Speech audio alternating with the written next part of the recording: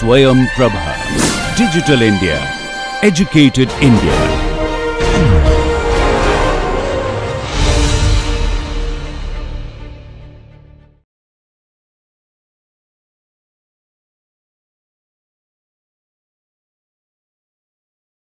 At least at the very end of the file name, it's written part 2. And I recommend that you start from that and not from that questionable finalization level of yesterday's work. Okay. At least this way we are there. So I also opened that file from my computer. That's the one which is called How To Part 2. I hope it's somewhere. So I think this was the frame after we're performing the mirror. So we did everything for the geometry, almost everything for the geometry. Now I just realized that something is wrong here, sorry, in the file I sent you, because this support is on the wrong direction. So let's fix it first. You can click on it. And as I said, when we do the definition of objects, then usually there is always a dialog box with some parameters to fill in. If the number of parameters is not extremely high, then when you want to modify the object, then we prefer to show its properties here on the right side instead of showing up again that same dialog box. So now I clicked on this support, which seems to be by mistake to the inside instead of being to the outside flange. I clicked on it, and then we see its different properties. And what we need to change is the eccentricity reference from top, middle, just right below, which goes to the good direction. And as we learned already yesterday, copy selected object, select where from, and show where to. And now it is on the good location. So just check it. Up, up, up, up, up, up, up, outside, inside, inside, flange ballist. Yeah, now, and this is also not good, sorry, because here there is this additional 100 millimeter of offset, which we wanted to use also on the external side to get to the middle line of the purlin. So let's select again this one. Yeah. Select this one and change the 100 to 0. And then select again the other and change the 100 to 0. Okay. Now, and these are still not good because here the 100 is missing. Sorry. So again, click on them. Also on the one which I just copied, I haven't realized that the 100 was missing. And let's enter, in this case, minus 100. In Consteel, always everything depends on the actual orientation of the local coordinate system. In order to see the actual local coordinate system, you can come here down, and not using the first visibility icon, but the second, which has a symbol of a coordinate system. And if you select the member icon, then on each member, you will see the actual local coordinate system. So top means it's towards the positive z, and bottom means towards the negative z, and also the same applies for the offsets. So if I want to, in case of this column, if I want to go to the inside, that offsets will be positive values because they are in the same direction as the positive direction of the z. Here is the z. And if I want to go more to the outside, then it will be a negative value. That's probably because when we made the mirroring, no. Okay. But anyway, now we need to use a negative value. I never look to the coordinate system because it's quite time-consuming. I just do something which is easier, and when I see on the screen that it's at the wrong side, then I just move it to the other side. So I think it's easier than to try to be very smart. You always make a mistake if you try to be smart. So at least that's my experience. Okay, and everything is 100. Now let's have a look again. So outside, outside.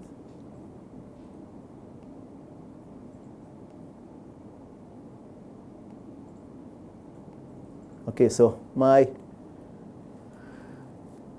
try to have a clean starting point has failed because we found some mistakes. But I think you are able to fix them. Have you managed to fix this? If not, then I can show it again. Okay, so I quickly save it just to have now a better starting point. Okay, so geometry is almost done. We will see that some things are still missing, but the geometry is more or less ready. But what we clearly miss are the loads. So we haven't defined any loads in the structure. So therefore, we will start now first with the load definition. As it was shown yesterday, we will apply on the structure dead load on the roof, which is assumed to include also the self-weight of the structure. So we will not use Consteel's functionality to assign automatically the self-weight of the structure into any of the load cases. Then we will have snow load, but you don't even know what it is, but it's something heavy. That can be also anything else, so a roof live load. And then wind. There will be two types of wind. Always, this is a symmetrical structure, therefore we will not model all the direction from left or right for the wind, just from the wind from left, but there are two wind loads, one which has a positive internal pressure, and there is another which has a negative internal pressure. So altogether we will have 4 loads, and then we will see also how to create combinations, and then we are already getting close to start the calculation. Okay, I made also a PDF for today, which is probably also there in that file, or in that folder, sorry. So you can see it parallel to what I'm doing. I will also open the same because I don't know by heart the values of the loads, which we will apply. So I will also use that. Okay, so this is the file which you all have. Okay, let's start.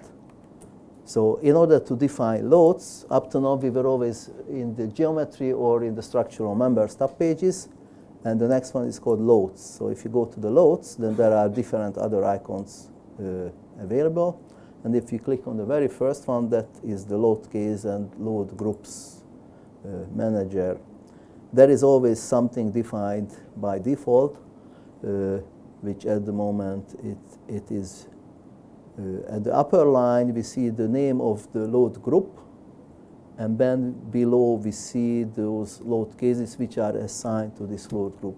The load group is a container. It may contain the load cases which are of that nature. Usually if you do combinations by hand, then it doesn't really matter, but if you ask Consteel to perform the generation of the combinations automatically, then it is important to put the load cases into the load groups, because that's the only way Consteel will realize that this is a snow or a wind or any side of something, because there are different safety factors, combination factors, rules, everything for the different type of actions. Okay, usually when the automatic combination is used, Consteel will pick up always just one load case from a group. Okay, so it will not start to combine all those load cases which are within the same group. There is an exception for the roof live load, which is mainly the snow. You can also combine load cases together. So for example, if you have a uniform snow load and you have some snow accumulation due to a high-low condition on the building, then some people prefer to define the triangle for the snow load as an additional load case, and because of this habit, we made it possible to select more load cases from a load group. But usually, the load combination rule will always just pick one from the load group. We will not use this load. I will show how it works, this automatic load combination generator, but Professor White has already, based on his engineering judgment, has already made a reduction of the possible load combinations, so therefore we will type those manually this time. Okay, so as I said, by default this dead load type of load group is already there, and a D load case is already available. We can of course define others as well. In order to define the other load groups what we will need for this build with this project, you can click on the new load group button, and then such a floating window appears. where there are those type of load cases or load natures shown, which are, I hope, handled by ASCE code, also together with the usual abbreviation. Okay, so for this project we will select roof live load, so we will not use snow, but with the same value as a roof live load.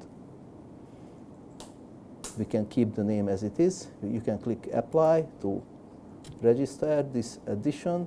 Then we can come back again and we will select wind load and again click apply. Now if you click on the D, which was always already there, that's the moment to make sure that we add the sulfate of the structure or not. On this file, it was saved with the setting as none. If it was D, then that would mean that the sulfate of the structure would be added automatically. So if I define a load, the final effect will not be just the load, but also in addition the sulfate of the structure. If I don't want this, because I believe that the structure, so let's move this back to none, and none means that the sulfate of the structure, doesn't matter how much it will not be added to any of the load cases, okay? It's important to press always apply before you leave the window, because people sometimes spend quite a lot of time to nicely arrange the load cases. It appears that everything was nice and saved because they are already populated on the left. And if you just click on OK, then that was it. So when you next time come back, you see the previous situation and not what you made. Okay, this is probably not very logical. We should better change it, but it's how it is at the moment. Okay, so the D was always automatically assigned to the dead load. We will not change. It's just funny thing. You can assign to each load a color if you want to produce beautiful color for load cases or load screenshots or something, then you can do it. So maybe, I don't know, I will not change it. Okay, now let's go to the freshly created roof live load, which doesn't have at the moment any load case assigned to. And now click on the new load case, that's at the bottom. So the loads, what we define, will always go to the load case. We cannot add load to a load group. We can add load cases to a load group, okay? So new load case, and now here we say we can again accept the default name of the load as LR. Again, we can give another color. Maybe we believe that it's better to be blue. Okay, there are many blues, but maybe that one. Apply. And now regarding the wind, we will say again new load case, but we will use as V with positive internal. And then for this again we can select, I don't know. There are more and more terrible colors, maybe this one. Apply. A new load case again. Do you see it? The name of the load one? WP and WN. P for positive and N for negative. But you can call it as you want, so it doesn't matter. You can call it Apple or... It's really just a name, so it's only for you to remember. But be careful, if you produce a documentation, it's also there. So if you are a professional engineer and you make something for your customer, then you better not call it as Apple, but then really as wind load. Okay, I will assign also just a random color. But there's no meaning, you can keep the default color. So now we made all this table, we can close it by pressing OK. And now it's time to define loads. Before we go there, there is here a combo box. If you click on it, you can see all the actually existing load cases. You can click on any of them, and then you will see what is actually in that load case. These are all empty at the moment because there is nothing in them. Okay, so go back to D, which is the starting point, and let's put the sulfate, no, not the roof dead load or the structural dead load, which will be defined as a uniform distributed load. I'm just watching to this table. It was said that for this project we will use a 1.24 kilonewton per meter uniformly distributed vertical, so defined in the global sense, a vertical load on the structure. In order to place point loads, we saw it already on the very first day when we did the the examples with end moments, then we use the point load, and then we place the distributed load, then we use the second button. We will use it again now. Just click on it, and we can decide whether we want to use a global coordinate system or local. This time we will use the global, and here I will put minus 1.24. We need the negative sign because the global coordinate system is pointing to the sky. Okay, so our load is now a gravity load. It's to the, so minus 1.24. We will keep this load at the reference line, and we click on the members.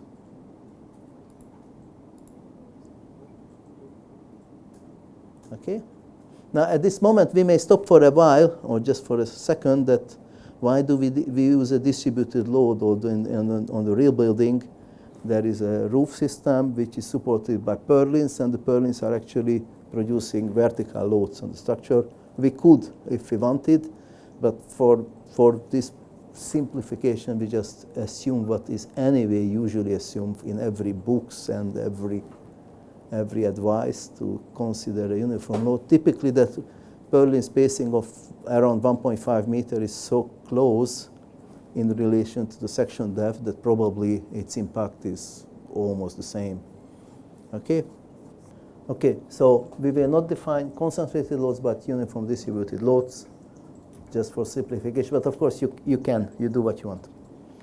You could always use the vertical concentrated loads also as a point load in that case. Okay, now this is done. Let's change in the combo to the roof live load, LR. And for this, we will use a much higher load of 7.28 kilonewton. Again, this is vertical. So, and again, because it's downward, it must be negative. So 7.28 and 7.28. And again, I just click on all four members. Now it's blue because that was the color I selected. So if you selected another color, then you will see a different color. If you are not happy with this blue background of Consteel, then you can change it. Okay, so we can make it, for example, into strange colors. There can be a color for the bottom part given and a separate color for the top part, and then there is such a color transition. If you don't like this color transition, it's pretty strange that I lost contact to that one. My screen is already gray. No, it's also gray. Okay, so, and now here is readable, this 7.28. Okay, and now we come to the last load group, which is the wind, which has two load cases, which are obviously more complicated. We need to create something. It's not following, well, it's very slowly updating. So this is what we are trying to do. This is a wind from left, and this will be the first load case. In order to define it, we will come first to the wall, to the left wall, and we'll define. We select from the combo box WP, which is up to now it's empty.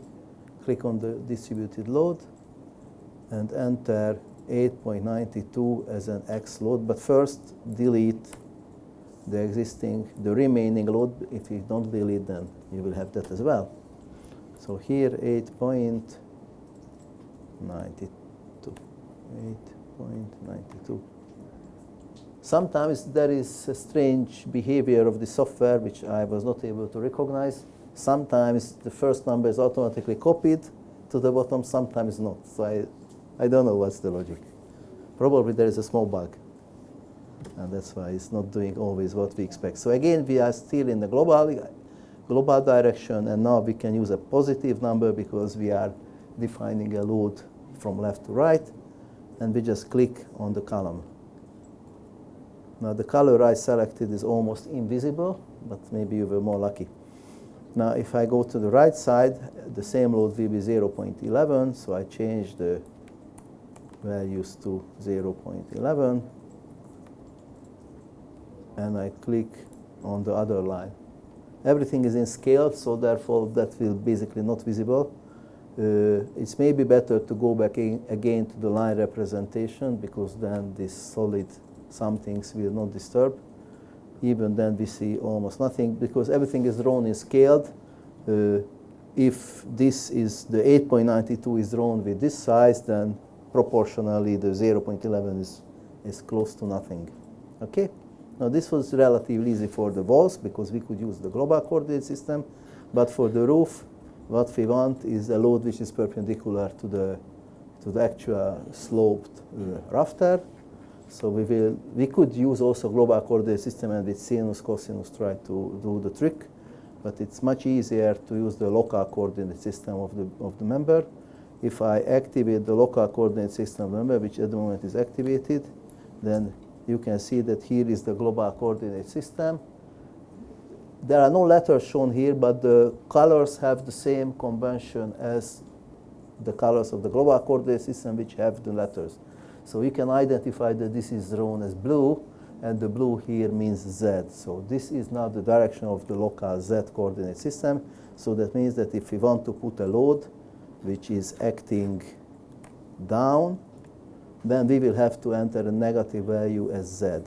Okay? So I changed the coordinate system interpretation from global to local. This is something we never did before. Delete again the remaining load. And instead of that, I come to the Z, and I will enter minus 3.17. Minus 3.17, and click on both members. And now, in order to come to the other, again, we continue to, we will have now a load upwards, so a suction type of load. That means by looking to the direction of the local coordinate system, which is also up, this will this time be a positive value. 3.42 plus 3.42. We don't write the plus, of course, just the minus. So 3.42, and click on. Now again, maybe you saw something strange. What happened? On the left slope, I had to click twice. Now I was able to click once. Now the reason is that now I selected the line, and the line was full length. Okay, this is again something which is not very logical. But Consteel is assigning loads to everything what it makes sense to. And finally, when the finite element mesh is generated, then everything will come together. Logically, a load shouldn't have a line. Only a member should have a line. But there is a certain freedom that you play, and when you are ready and you try to calculate, that will be the moment of the truth. If you finally have something which makes sense together, then it will be ready for a calculation. If finally you just have a line without member but with loads on it, then you will have an error message that this cannot be created. Okay? So now the first load case is ready. We can go to Wn and basically repeat the same with different values. It seems I just used the wrong names. Okay, no problem. We can easily change that. We will need to swap the names. So we come here. We cannot change it in one step, because then we would have two load cases with the same name. So we will have to use some intermediate names. Wn. This we change as to Vp. And this we change back to Wn. And now, hopefully, yet we had the Wn with the negative. Yeah, because visibly we had relatively, now you will see when you see the other load case, but these are with the internal suction. And now if we go to the Wp, then there will be much bigger. I haven't put here the picture for the loads, but there will be much bigger values, all suctions on both roof. So let's start with the left wall, 4.88. So linear distributed load back to global. Actually, we could also use local, doesn't matter, but I personally I always prefer to use the global if it can be done.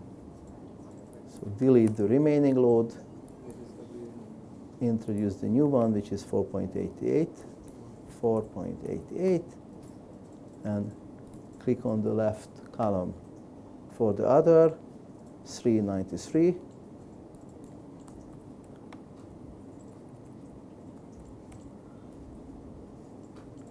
And click on the right side.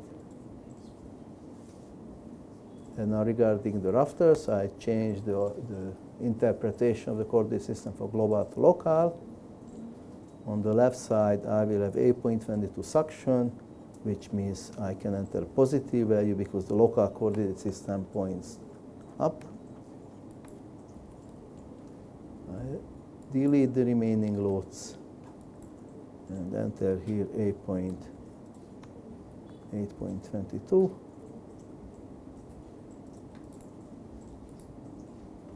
And for the other slope, 7.46, 7.46. Okay, and then this is the complete second wind load case.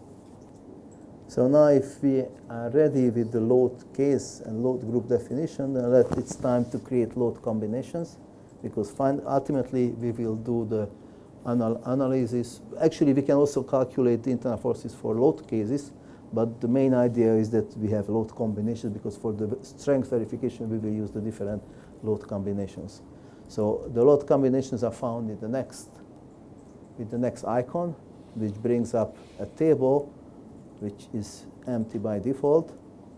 For those who don't want to enter combinations manually, there's always a good idea to start with the automatic creation of the load combinations. This very last button, if you click on it, then it brings up a window where we can select which of those typical combinations are desirable to be used. I already tell you now that I very much don't agree with this sort of definition of load combination, because this seems to be very simple. So one may have the feeling that by American standards, maximum 5 or 6 combinations are to be used. Now, this is definitely not the case. Maybe yes. So this is quite a big simplification of the situation. So you may need to think about it. For example, if you have a load which may have a sort of pattern load, may have some sort of increasing or decreasing effect on another part of the structure, then you need to create also those combinations. So when it's written plus R or plus S or plus, it doesn't mean that it must necessarily be there. It can also happen that it's not there. Now, Consteel is not that smart. Consteel is blindly following what is written. So those combinations might not be the complete, plus it might contain some combinations which are definitely not needed. So for example, the very first one, to just design for the dead load, it might be the case for a test beam, but probably any structure which has real loads, then the first might be not relevant. Okay, so there are many others here, but as we said, so if we click apply, then you immediately have those which you selected. Okay, so at least it's always good to have an idea of what would this bring, and then you can delete, add, modify, or everything you may want. But now if you delete this, in order to delete this, the best is to click on the first line, then it will be blue, and then by pressing the Shift key, also click on the very bottom. This is typical Windows thing, that if you want to select more things, then first and the last with the Shift, and then the whole range is selected. So once this whole range is selected, we can delete all of them with just by command delete load combinations, and now it will be empty again. And now let's do manually what was foreseen for this frame. The first icon is for the creation of combinations manually. This ULS other, it's a bit strange. Why is it there? It's because this is a Eurocode software, and by Eurocode there are several ULS it's very interesting in the Eurocode, those are called as limit states, not as in the AISC, the different type of, I don't know what. So there is a complete different understanding of the term limit states. Now, in the Eurocode, the ULS is a limit state, and it has a lot of different sub-limit states. And basically, that's what the software is prepared for. If you were click, now you cannot even reach those because we are in the AISC mode. Okay, so you will always say ULS other because this is not Eurocode. Okay. Now, and when we come to the load combinations, then these are the combinations what we ultimately want to use, as was mentioned yesterday. So we have 4 load combinations.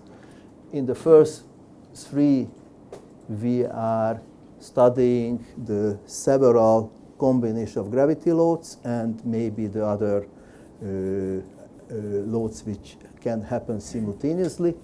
And the very last one is the one when the wind uplift is the controlling, and therefore the self-weight dead loads are included with a lower safety factor into the game. Okay? So in order to make the definitions, it's relatively simple. We just need to feed the table with values. So this was 1.2, 1.6, 0, 0. Actually, I don't know why we have the first one.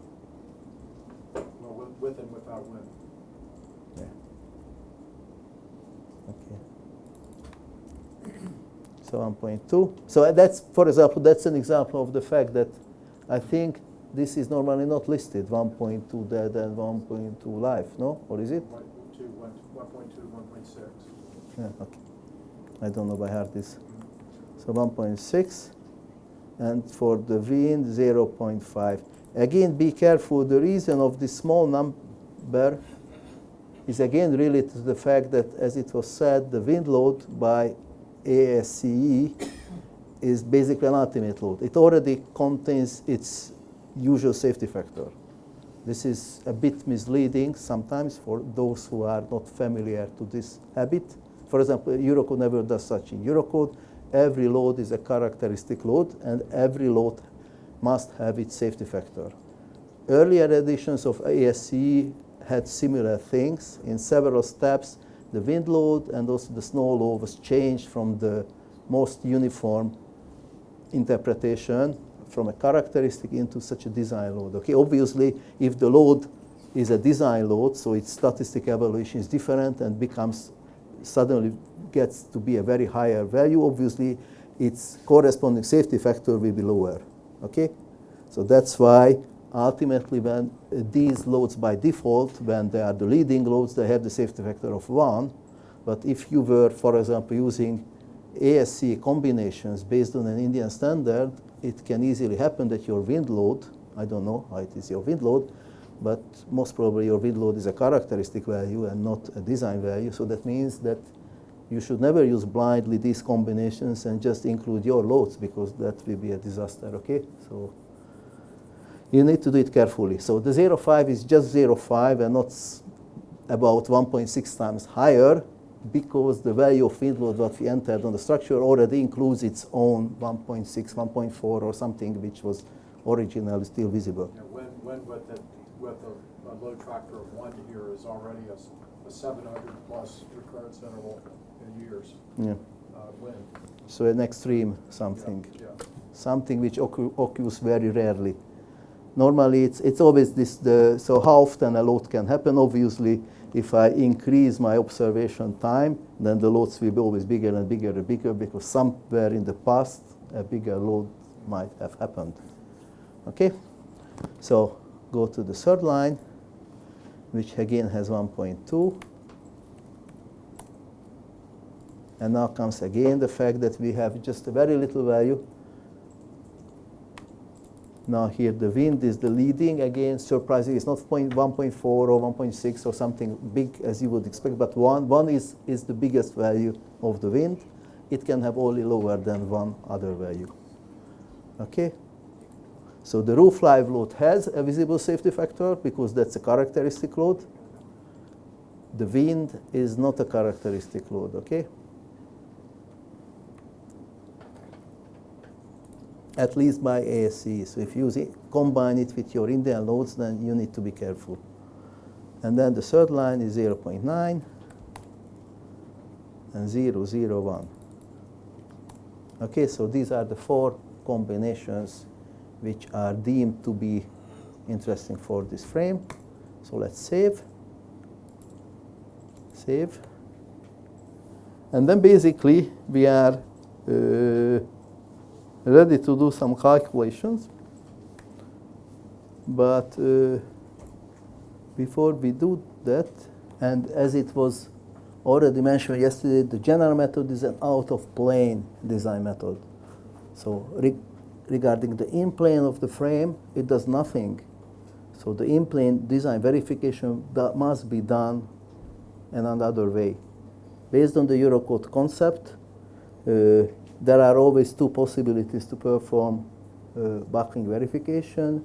One is the approach using buckling curve, slenderness, and different buckling curves. As you know, for compression, you have exactly the same buckling curves in your standard as in the Eurocode, at least the 4 basic curves. Regarding LTB, you have also the same curves, but only 2, as far as I know, but those are the same. So one option is that we basically transform the member, we isolate the members, we take them out, we somehow define their lengths, and we determine a slenderness, a non-dimensional slenderness, and then using the buckling curve, we work out the reduction factor, we multiply cross-section strength, and we have the member buckling resistance. The other more general solution is that we use imperfections, but these imperfections are not those imperfections which can be measured on the job site. So there are always tolerance, quite strict tolerance rules for manufacturing and erection. No column is supposed to be erected which looks like this because it will collapse immediately. So normally the fabrication tolerance is around lengths over 1,000 or 2,000, especially for conform members that are extremely straight. They are rolled, and due to rolling, they are beautifully nice straight. Most also of the hot roll beams are quite nice. Maybe they will be bent if they are transported incorrectly to the job site or kept on the job site for weeks because there were some delays and during problems of erection, and then they were not correctly stored on the ground. But normally a structure has a very small out of straightness. But in addition, the buckling curves are not only solving this sort of tolerance issues, but also all the other things like residual stresses and many other things which must be considered, but are considered as too difficult for an ordinary engineer. Therefore, all these effects are packed into the buckling curve. That's why we have ABCD, because different type of sections have different level of residual stresses and other type of things what we need to expect for. Now, when we do the calculation with imperfections, then the imperfection we need to apply for an elastic analysis is again an increased imperfection. Okay, so this is called in the Eurocode as equivalent imperfection. This imperfection is increased to be equivalent with all the effects what needs to be considered and which are considered by the buckling curves already. Okay, so I don't know what is the imperfection in Indian standard. I'm not sure that this is this amplified one, or maybe. The tolerance is the same. The tolerance, yes, but this one, what was mentioned, the notional load. On gravity, Yeah. but only on gravity. right? Okay. Okay, so what we will apply now is basically the Eurocode recommendation for the out-of-plane value for these frames. And if you apply, in-plane. And based on the Eurocode idea, if you apply such an increased imperfection, and in addition you perform a geometric and nonlinear second-order analysis, then you have an increased set of internal forces, and now the only thing you need to is to make cross-section checks. So no more buckling check, not even with k equal 1, nothing. So if your imperfection contains all the necessary components out of straightness plus the curvatures, then you don't need to do anything. So now what we will do is just consider the out of straightness. So theoretically, if we were super correct, then we would need to add also the bow imperfections. It's possible in Consteel to add bow imperfection. You can click on the member, you can define additional bow imperfection, but its effect on such a frame is so incredible little.